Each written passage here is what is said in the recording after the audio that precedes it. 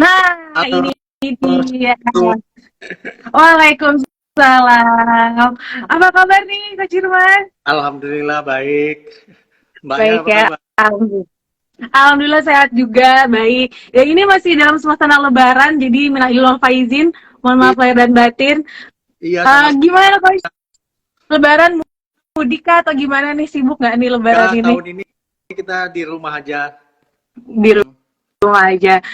Oke. Terus mau tahu dong sekarang nih Coach kesibukannya lagi apa nih?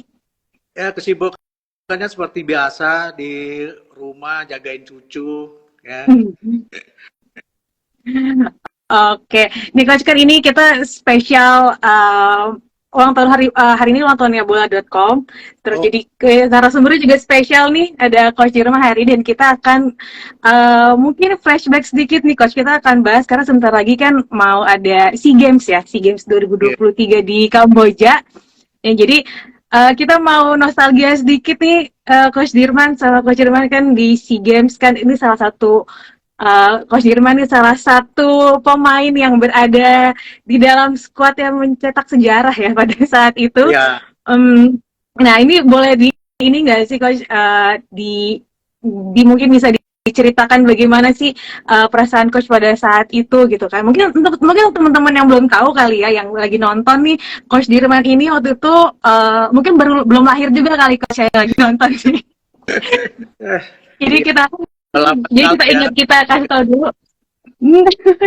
Jadi Coach Jerman berada di skuad timnas di SEA Games 1991 yang meraih emas ya Coach. Iya, Dan itu emas terakhir tuh. Sampai sekarang kita belum belum meraih emas lagi Coach. iya udah. Gimana Coach, mungkin bisa diceritakan nggak Coach?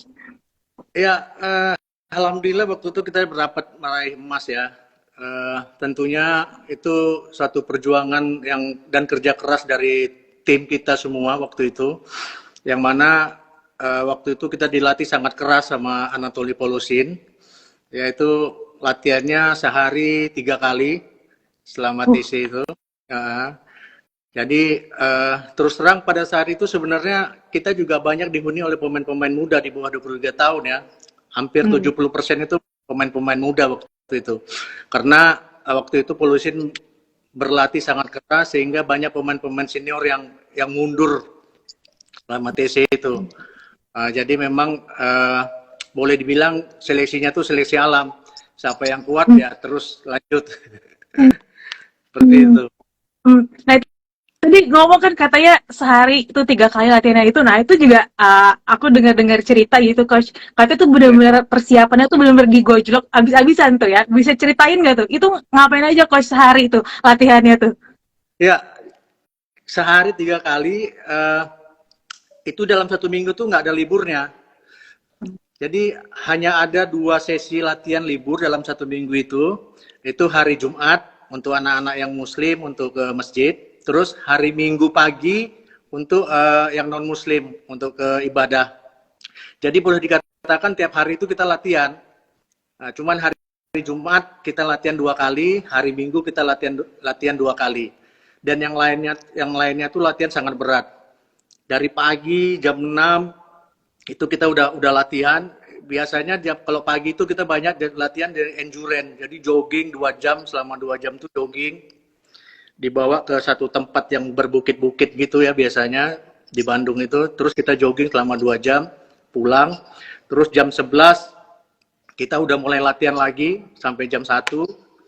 Kemudian latihan ketiga itu jam setengah 4 itu udah mulai latihan lagi sampai setengah 6. Itulah tiap hari latihan yang kita lakukan. Wow, tapi alhamdulillah Coach, maksudnya latihan yang keras akhirnya membuahkan hasil yang benar-benar memuaskan gitu kan, dapat emas. Nah itu pas di final itu kan melawan Thailand ya Coach ya, Iya, pas betul. di final itu. Nah dan itu ditentukan oleh adu penalti. Nah pada saat itu gimana tuh Coach, deg-degannya tuh pada saat itu gimana, bisa di-sharing nggak ke kita? Ya, itu memang deg-degan banget karena terus terang kita memang ditargetkan untuk berdapat meraih emas pada waktu itu. Semua pemain, semua tim kita tahu bahwa final ini adalah final yang harus kita menangkan gitu. Karena posisi Indonesia waktu itu kalau nggak salah raihan emasnya tuh berimbang sama, kalau nggak salah sama tuan rumah deh. Jadi tinggal mencari satu emas lagi, yaitu dari sepak bola ini. Nah, itulah yang memacu kita untuk fokus untuk bisa memenangkan pertandingan di final itu. Dan saya boleh cerita sedikit pada saat penentuan adu penalti itu ditunjuk ada 5 pemain yang ditunjuk ya untuk menendang pertama. Itu ada 2 pemain yang gagal untuk memasukkan, yaitu Maman Suryaman dan Widodo Cahyono Putra. Kemudian waktu itu Anatoly Polisin belum memberikan siapa lagi penendang berikutnya gitu kan. Sementara Anatoly Polisin itu waktu adu penalti itu nggak berani nonton di lapangan, jadi dia masuk ke ruang ganti. Jadi selama adu penalti itu dia nggak ngelihat. Nah, kemudian dengan kedudukan masih 3-3 itu kan bingung nih siapa lagi yang menendang nih, karena belum ditentukan kan sama Anatoly Polisin. Nah, kemudian Coach Danur masuk ke lapangan. Kita kan ada di tengah semua tuh di lingkaran tengah.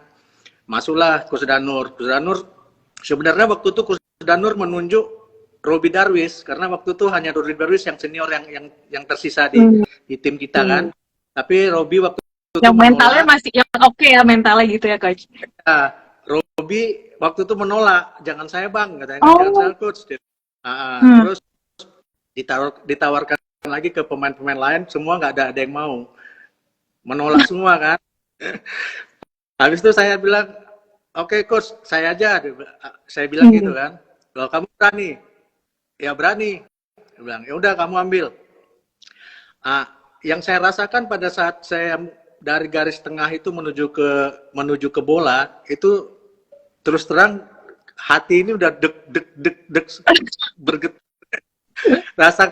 rasa takut, jadi bercampur aduk, rasa takut dan rasa berani itu dicampur aduk, sehingga terus terang pada saat itu penonton yang penuh itu saya tidak merasakan bahwa banyak penonton, jadi benar-benar kayak sunyi gitu. Jadi jalan menuju ke bola tuh kayak sunyi gitu kan. Ya udah. Tapi waktu itu saya hanya menentukan saya harus nendang ke kirinya kiper. Jadi dalam hati saya udah bilang nih kiri kiper ke kiri kiper. Pokoknya satu tujuan aja. Ya, begitu saya pegang bola, saya lihat kipernya kan waktu itu agak sok-sokan juga kan. Kipernya Thailand itu kan banyak gaya lah. Banyak gaya. Kemudian saya juga viewer di situ. Saya balik badan, jadi bolanya saya megang bola tuh nggak menghadap ke kiper, tapi saya membelakangi kiper. Saya bungkuk megang bola, seolah-olah saya mantatin dia gitu loh. Jadi seolah-olah karena dia sangat aktif kan, memprovokasi gitu. Jadi saya juga harus memprovokasi dia. Jadi saya ambil bola, saya belakang kiper, saya kasih pantat kipernya, udah, baru saya balik badan. Kemudian saya tendang, alhamdulillah masuk. Nah, waktu dari itulah baru saya terdengar bahwa wah ternyata penonton banyak, baru seperti ada gitu loh. Jadi memang itu plong banget berarti ya Coach ya rasanya. Kayak pas udah tahu, yakin, terus nendang dan masuk tuh langsung kayak gitu. Langsung plong. Ya. Oke. Tapi sempat ada ini nggak sih Coach? Pas lagi jalan gitu, dia kan jalan ke tengah lapangan gitu. Itu sempat ada pikiran, aduh ini gimana nih kalau nggak masuk, atau benar-benar udah fokusnya ke titik itu aja? Oh iya, jalan dari tengah ke bola itu banyak sekali apa namanya perasaan yang kita punya nih kalau nggak masuk gimana nih, aduh kalau nggak masuk gimana, gue harus masuk nih, harus satu tujuan aja ke kiri kiper gitu. Ya alhamdulillah masuk. Alhamdulillah ya Coach. Nah ini itu kan berarti salah satunya juga mental berarti ya Coach ya.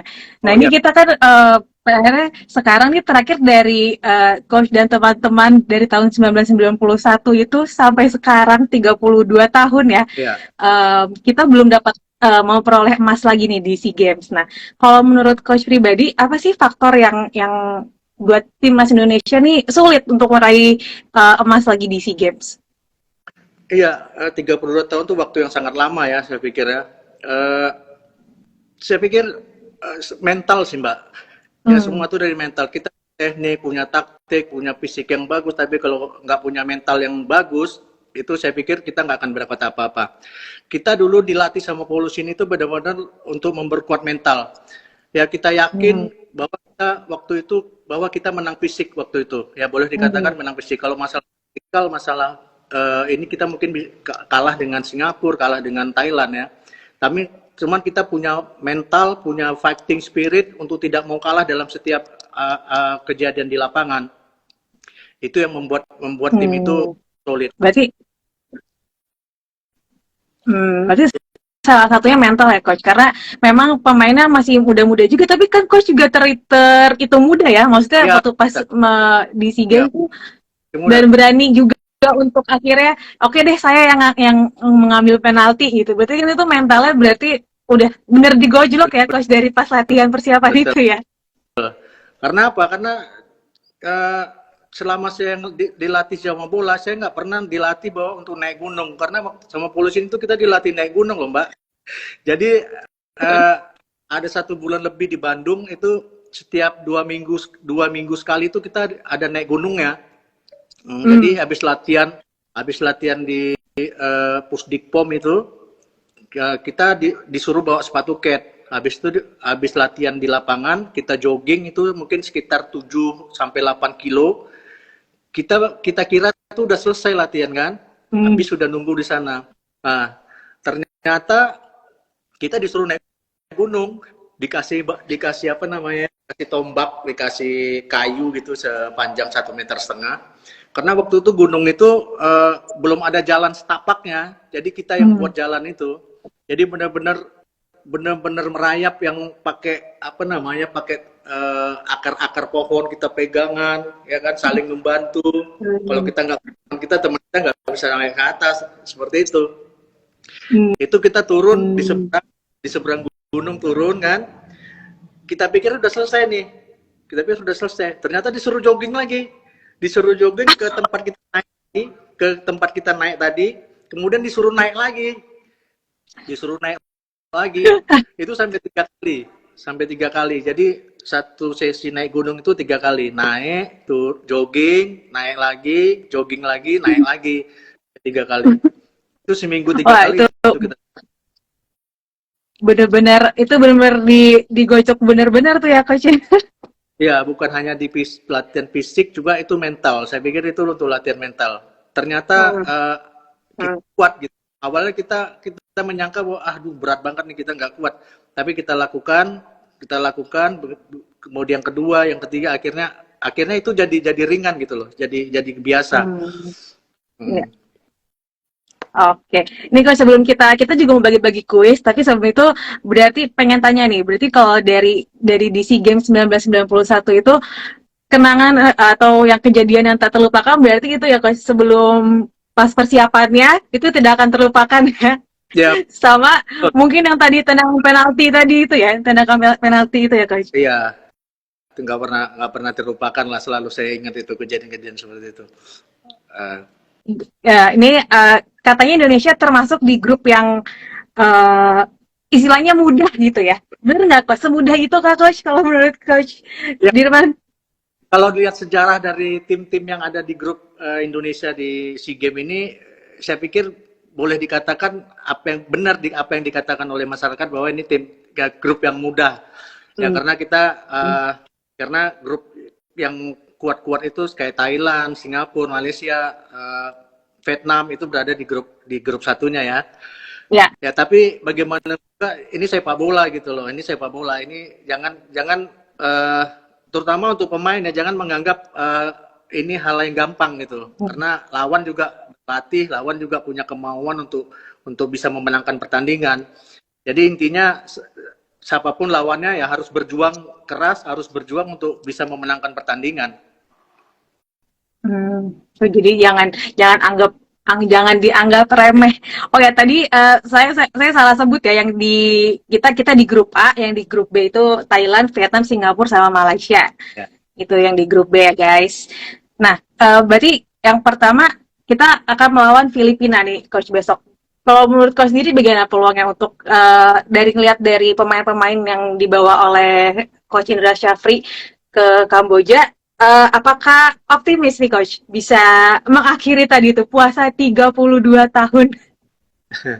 Ya kita selalu harus optimis ya. Apalagi saya melihat materi pemain yang ada sekarang ini di SEA Games ini adalah materi yang terbaik saya pikir dibanding dari SEA Games sebelumnya.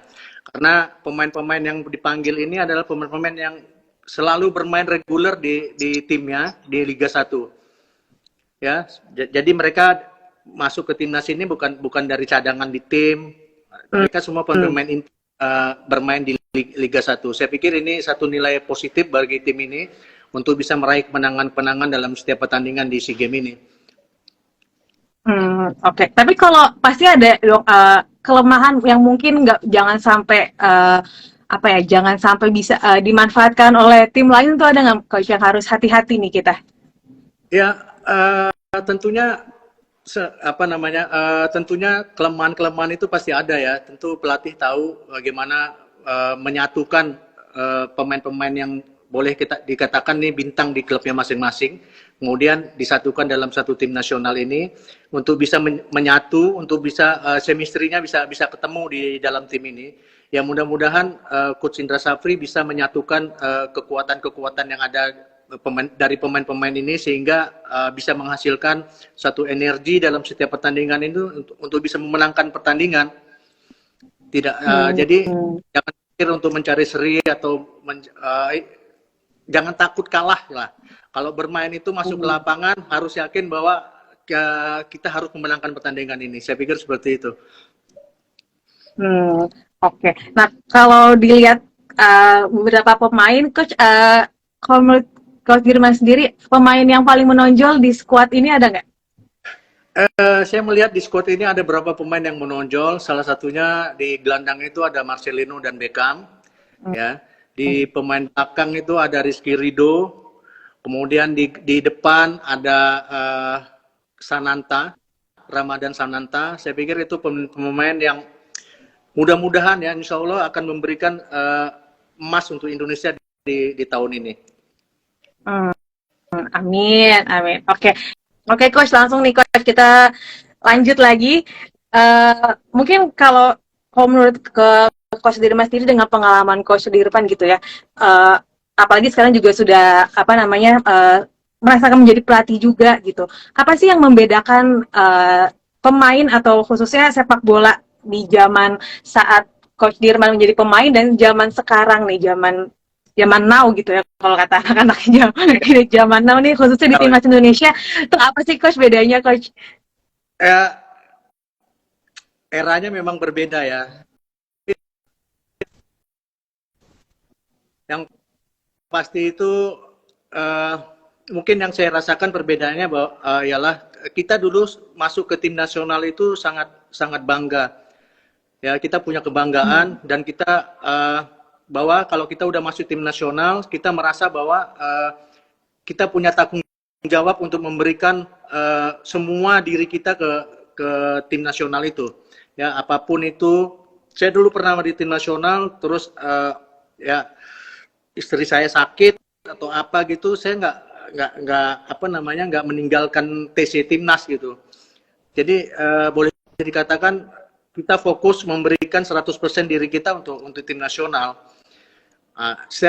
Kalau anak-anak sekarang saya melihatnya masuk timnas ini boleh dikatakan sangat gampang ya, nggak seperti dulu tuh masuk timnas itu sangat sulit sekali. Terus karena ada gadget ini mungkin mereka seperti mencari follower aja gitu, masuk timnas follower gue bikin konten dan lain-lainnya, akhirnya fokus untuk memberikan 100% kemampuan dia di sepak bolanya itu nggak 100%. Itu yang saya lihat. Distraksinya lebih banyak ya Coach ya kalau zaman sekarang ya. Betul ya, banyak godaannya lebih banyak saya pikir. golnya lebih banyak. Tapi mungkin tadi salah satu yang mungkin yang positifnya juga mungkin zaman sekarang untuk mencari bakat tuh lebih mudah juga kali ya Coach ya, karena kan dibantu dengan mungkin ya tadi ya sosial media sangat membantu untuk mencari Ya, bakat-bakat pemain yang ada di mana gitu ya, yang kalau dulu kan susah untuk digapai gitu. ya betul. Ya itu salah salah satunya. Sekarang gampang banget untuk mencari talent-talent di daerah-daerah karena semua orang punya punya apa namanya, punya gadget, punya kamera, dia bisa bikin video dan bisa diupload sehingga pelatih-pelatih yang ada di tim nasional atau eh, talent-talent scouting bisa bisa tahu gitu loh. Tidak seperti Hmm. dulu. Oke, ini kita coba baca komentar nih ya. Dari Muhammad underscore Hasan, katanya semoga timnas memberikan yang terbaik. Amin. Muhammad underscore Hasan. Lalu juga coba kita baca lagi komentar-komentarnya. Wah, ada yang nyebut katanya Pep Sudirman. Mungkin disamain sama Pep Guardiola nih, Coach Dirman. Enggak lah, saya mau jadi Sudirman aja. Ya semua mau jadi Sudirman aja guys. Mungkin ini kali Coach, apa namanya, sama mungkin kan. Pelontos juga gitu maksudnya. Jadi Lontosnya sama, cuma nasibnya beda. pelontos sama. Oke, ada lagi kan ya? Oh, nih ada pertanyaan nih Coach dari Haibel 18. Katanya mengapa timnas Thailand dan Vietnam sulit terkalahkan dari zaman dulu Coach?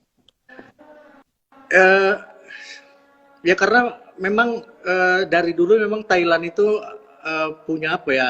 Mereka punya mental yang petarung sejati. Kita akan kesulitan lawan Vietnam, lawan Thailand karena memang dua negara ini ada negara-negara boleh dikatakan historisnya adalah para pejuang. Mereka negara yang boleh dikatakan melawan penjajah ya. Vietnam dijajah Amerika, mereka melawan berperang gitu loh.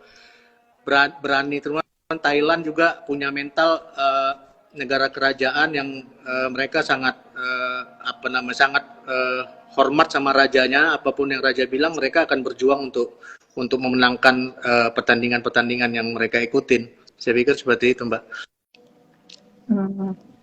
Ya guys, sudah dijawab sama Coach Dirman. Ada lagi kah? Kalau nggak ada, kita akan ke nih Coach. Mungkin pertanyaan terakhir nih Coach. Mungkin kalau dari Coach Dirman sendiri, apa sih yang kalau menurut Coach apa yang harus ditanamkan sama para pemain yang saat ini ya khususnya agar bisa yakin nih bisa mendapatkan Mas. emas nanti di SEA Games nanti?